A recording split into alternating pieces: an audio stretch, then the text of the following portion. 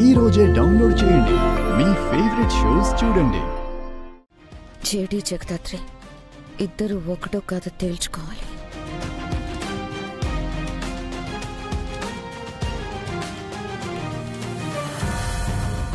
కౌశికి గారు, ఇక మీరు టెన్షన్ పడాల్సిన అవసరం లేదు. మన యువరాజ్ ఏ తప్పు చేయలేదు.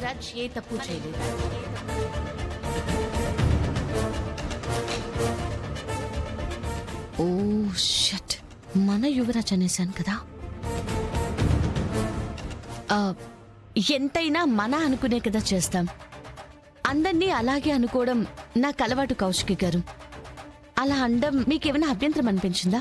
అయ్యో, అలా ఎందుకు అనుకుంటాను జేడీ. మమ్మల్ని మన అని కలుపుకుంటున్నందుకు నాకు చాలా సంతోషం.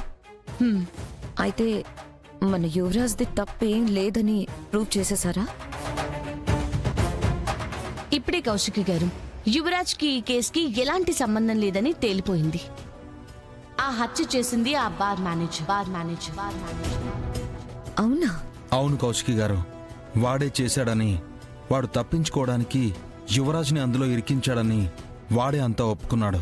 వాడి స్టేట్మెంట్ రికార్డ్ చేస్తున్నారు. కోర్టుకి ప్రొడ్యూస్ చేస్తాం. పోలీస్ స్టేషన్కి యువరాజ్ని నిర్దోషిగా విడుదల చేయమని ఇన్ఫార్మ్ చేస్తాం. మీరు యువరాజ్ని ఇంటికి తీసుకెళ్ళిపోవచ్చు. నాకు మీరిచ్చిన మాటని నిలబెట్టుకున్నారు. నా తమ్ముడు నిర్దోషి అని తేల్చారు. మీ రుణం ఎప్పటికీ తీర్చుకోలేం.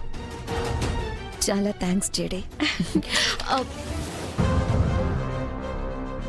ఆగండి, నేను తీస్తాను.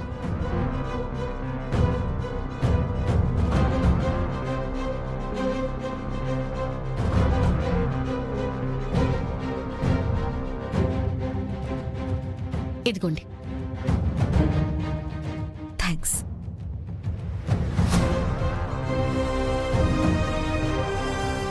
అది నువ్వు చూసుకొని వాష్ చేసినా సరే దానికి కలర్ పోదు.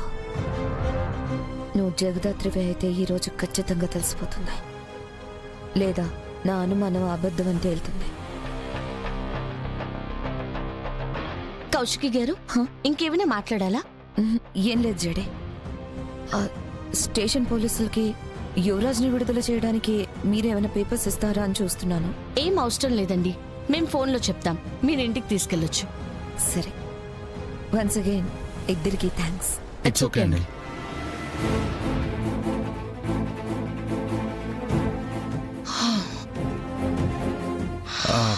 దాత్రి, అక్కతో మాట్లాడేటప్పుడు కొంచెం కేర్ఫుల్గా ఉండు. నీ మీద అసలే అక్కకి డౌట్గా ఉంది. కవర్ చేశాను కదా కేదార్.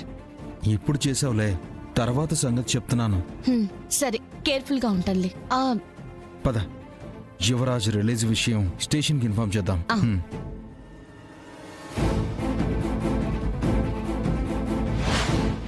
ఈ ప్లాన్తో జగదాత్రి ఇంటికొచ్చాక జేడీ జగదాత్రి ఇద్దరు ఒకటేనో కాదో తెలిసిపోతుంది.